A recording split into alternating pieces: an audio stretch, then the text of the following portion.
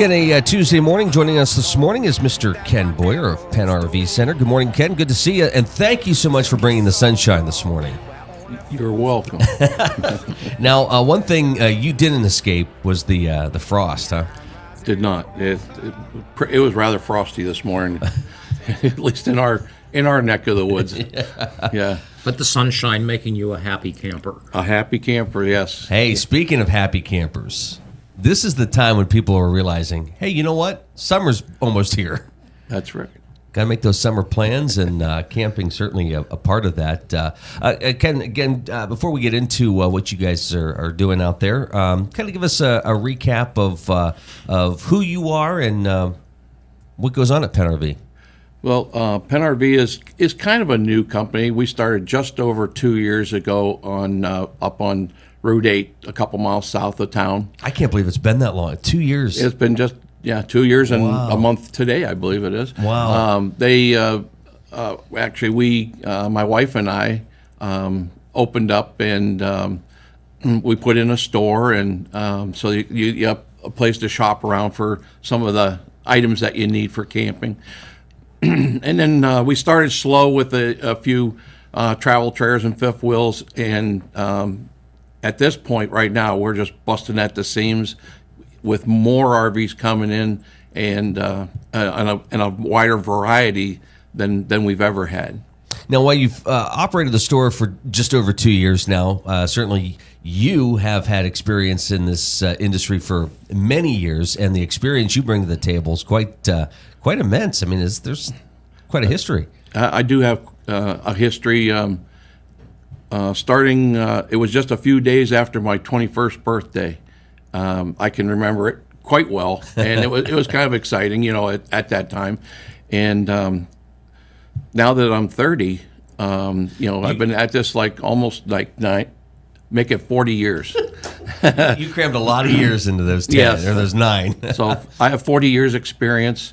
In that time, I was mostly focused on service. So I still got my head wrapped around service for the most part. And I am a master certified RV technician, and I hire and school all technicians that I have and will hire will all be certified technicians. Really? Yes. So let me ask you, after all these years, is it the service side that still excites you the most coming in, or is it now that you're the owner? Yeah. Now that I have to wear all the hats. Yeah. Is that a fun challenge for you? It's different. Of course, over the years I've sold many trailers. I've sold many parts. Every kind of thing that there is. That it's just I like helping people. I get a kind of a kick out of seeing their faces. I also feel for people, because sometimes when they're trading in a trailer that they have a good family history of, lots of special moments, I see people kind of, the ladies are crying, and when they pull in and drop off their trade in and so on, and I don't blame them, but I ensure them that they're going to have new memories with the new camper they pick up. That's all right. I got sentimental about replacing a couch, so that's a tough one. it is. So Ken, for you, because he's like Angus, the dog who has the traveling couch. Yeah. There you go. So when when you talk to folks in the car business, they say how important the service end of things is, right? The service department helps sells cars. Yes.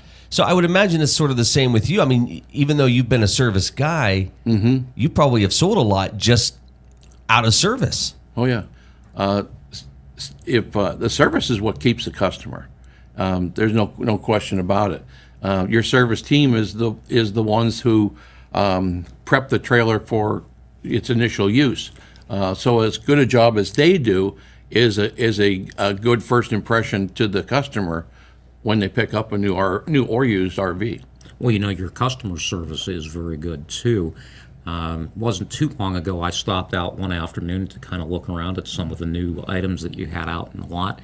And I have to tell you, it was really nice to walk into the store, be recognized by name, and You got lucky on that. Well, and it's also a name we can't say on this show. Oh, that name. Yes. Well, you weren't so lucky then. Well, I take back everything I said. Oh, but keep going. It's okay. But it was very inviting.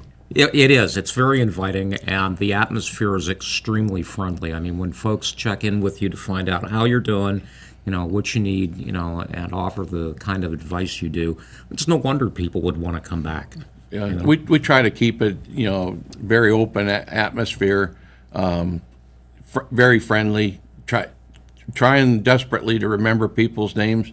That's the toughest for me now that I'm 30, and that's just the tough part there. So talk about what folks can find this year when they come out, because there's been a lot of changes out there. Oh, over the winter, I call it I pushed all my chips in, and we have expanded to the point where we now have fold down campers, and they start right at $74.99. We have hybrid campers, which are the travel trailers that have the tent ends. Mm-hmm. We have destination trailers, also known as park models. We have a nice long line of Wildwood travel trailers, Flagstaff travel trailers, and fifth wheels. And as you grow in new, you grow in used. So it's not a huge selection right now of used, but it continues to grow. And the one last thing I did forget about was our real nice toy haulers. We have work and play toy haulers, which are just the absolute strongest, best built toy haulers ever. When it comes to folks coming out and talking with you, what's some of the biggest hang-ups or misconceptions that folks might have? Is it pricing? Is it not able to think they can tow one of these? That's one of the key ones right there.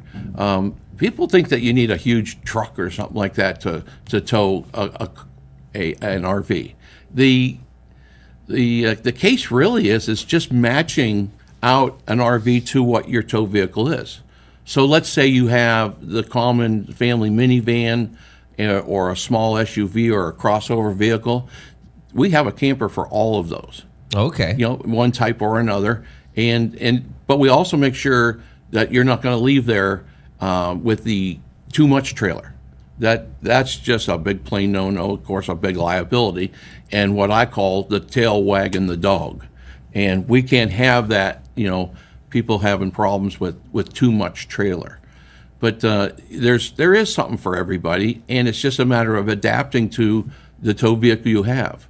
And then beyond that, making sure that the hitch, if you need a hitch, we can put a hitch on. If you need it wired to run the taillights, we can do all of that. So if somebody comes out, I mean, they're probably thinking at first, maybe not everybody, but some, oh boy, this is what I'd like, but I'm going to have to get a whole new car. I'm going to have to do this. I'm going to have to do that. And you're saying, well, whoa, before you get to that step, let's look at what you have. Let's look at what your needs are, and let's see if we can work on matching you better than what you're thinking, anyways. Right. So we if you were buying a house, you had a family with 2 children or whatever, you're not going to go out and buy a 9-bedroom home, nor will you turn around and buy a 1-bedroom mobile home. So it's just like that. Or if you're going to buy a computer or you're going to buy a television, whatever it is, you match it to your usage and what you have and who you are as a family and so on. But it would probably work in reverse too. If somebody wanted one of those toy haulers and didn't have a vehicle to tow it, you could probably offer some direction into what kind of vehicle they would need. Oh, absolutely. Because toy haulers go from small to very large. I have a 40-footer sitting there that weighs, I think, around 11,400 pounds. Wow. I mean, it's heavy. So, yeah, we're going to need a dually for that, or at least a 1-ton pickup or the equivalent. And, yes, we can help a person do that. Just recently, we did that with a 30-foot fifth wheel, and they got the right truck, and boy, what a nice package! It was beautiful. 8:20 is our time. This is the Morning Drill on Stream Television, Armstrong, and the Allegheny News Talk Sports Network. With that, what sort of training does somebody have to go through to be able to who just drive off the lot is there any training, or is it practice? What are some of the regulations that folks would have to look at before driving off the lot with one? Well, because it follows you, it's quite easy just to hook on and go.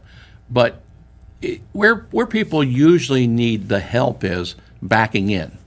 So I always make a suggestion: is get a couple cones or something soft that you can set, let's say, in a large unused parking lot, and just say, that's my camping spot. I'm going to put my trailer in that spot, and approach it in the same manner that you would a camping site. And the trick there is always turn to your left. So if you pass your site, you would want to back in on your driver's side, because that's the side that you can see the best, and you can watch the wheels on your trailer go right into the actual site. And if you have help, they can be watching your blind side. I have always heard also, for folks that are learning to back a trailer, if you put one of your hands at the bottom of the steering wheel and you push in the direction that you want the trailer to go to. For instance, if you want the trailer to go to the right, you would put your hand at the bottom of the steering wheel and move it right. That worked for me. I'm not good at that, but I have seen where that worked. I tried it out once or twice. That is the exact a good way to do that. For starting. I have found myself that I tow so much that I went to back into my garage and almost took out the door frame because I forgot I was not backing up a trailer. Whoops. That was close. That was only when you had like 15 years experience, right? Yeah, that was a long time ago. What are people most excited about when they come out? I mean, do they love touring these things? Do they like test drive? I mean, tell me about the experience for the customer. They really do like just going through the campers. It's just like it's an on-lot show.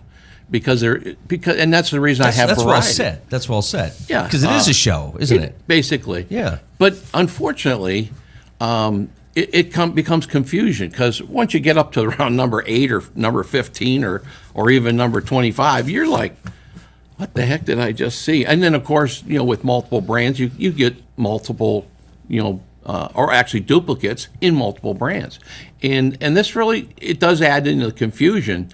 So one of the first things I say is, you're going to shop, and of course I'm not going to stand there and throw the pressure on you to close thing. I say get a brochure, and if, let's say, like Mark, him and his girl are a couple, I'm going to say you're probably not going to want any of the bunkhouse models. X them off the brochure, so it limits you down to these models that are your, or circle the ones that are in your weight, or whatever, so that you're classified to tow, or whichever way your method that you do it. Start to limit your choices a little bit. Limit your choices so that you kind of break down that confusion part. After the first time somebody takes one out and actually goes camping, do they come back to you and say, "I'm hooked"? Oh, yeah. This is incredible. I can't believe we spent all this time without having this experience. I know who's going to get a big kick out, because I'm going to say their first names: Jim and Connie. Okay. They came in and bought a used trailer last year, about a 20-footer. And he's got a nice truck. And he even said, "We're hooked. That's it." and they have already met other couples from the region and everything, and they've been to a few places. They want to keep going. This year they bought a new trailer, and it's bigger and nicer and all that cool stuff, and got exactly what they wanted, just by just looking through and eliminating models and stuff like that. So that's just one example, but they have lots of they now have lots of friends, and they want to go as much as possible. You have said in the past there's a lot of great places in our neck of the woods, but there's a lot of wonderful places to explore across the country. Oh, yeah.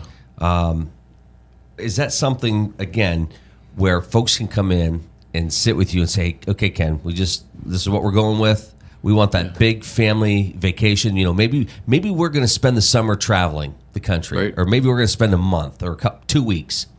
Can you base or help them plan a vacation around whatever that time frame is? Not the actual vacation itself, but I can kind of plan the usage of what style RV would best suit that. Okay. And of course, we'll start back by looking at their tow vehicle, what they're going to do or what they're going to get. Some people are ready to upgrade their tow vehicles, and now they're going to match everything out together. So the real popular thing right now, because of the way international travel is and air and so on, a lot of people just want to jump in there with a small SUV or a minivan and tour the United States. And I'm going to tell you something. There's more than a lifetime of things to see in the States. I mean, it's just more than you could possibly do. But if somebody said to you, we're going to head to Wisconsin and we're going to be in this part, would you be able to say, I've been there. This is a cool place to check out? I can't go there. I work 6 days a week, buddy. Oh, you don't want to go with them? I could see you doing that here in a little bit. Actually taking families on tours. Yeah, I could, I guess, but I just I haven't been out enough yet. So okay, maybe when I'm old, I'll be I'll be a chance to go. But you've been through New York. I mean, you said we most recently our main trip was just plain fantastic. Yeah. So I mean, if somebody came in and said, "Boy, Ken, we're thinking about coming, going north, go through New York," you could say, "Hey, there's some great spots, some great sites for you to visit, to park, and there's lots of travel clubs, and are actually not travel clubs, I guess they're called. There's discount clubs for RVers where you get discounts at campsites. I joined one, and on that one trip, I paid for the entire membership and more. Really? It was quite a savings. So you can help folks get into those clubs and steer them in the right direction. Right, and we have a specific area in our store, has all the local campgrounds. Their brochures are right there, and we promote that, and also New York, Ohio, and Pennsylvania state books. So there's a lot of resources available. So, and by the way, for folks who may not know, if you already have one and you need it serviced, if you need parts, if you need anything. That's right. That's the service side kicking in. We got it. Yeah. You got it. We got it. we got it or we get it. So, I know, I think last fall you talked about things that folks should do to get their campers ready for storage for the wintertime. So now people are bringing them out, going over them. Is it best that they do that, or can they schedule an appointment and bring it in to you? We have already this season done quite a bit of de-winterizing, and during de-winterizing, some people do ask, "Hey, can you kind of check the appliances and so on like that?" And we can either do it very meticulously, or we can say, "Hey, we're in there. We're going to fire off the furnace. We're going to go ahead and light up and start the refrigerator and different things and de-winterize." Of course, we're putting water through the system for the first time and making sure your batteries are good. But more importantly, I have a nice little checklist sitting there right by the literature. It's I made this up a few years ago. It's a checklist that you can go do it yourself and make sure you haven't overlooked things before you take off, so that you don't open up that little compartment door and say, "Oops, and where's my electric plug?" or "Where's my extension cord?" or those types of things. It's a nice little checkoff sheet to help people get ready. Ken, what's the phone number? How can folks get a hold of you? Well, they can call us local at 827 Penn or 7366. Ken Boyer, Penn RV Center. Ken, good to see you this morning. Thanks for the sunshine. Thanks for having me on. And hopefully we'll talk to you in a couple weeks. Great. All righty. Final look at news is coming up next. She said, ain't nothing gonna break my stride.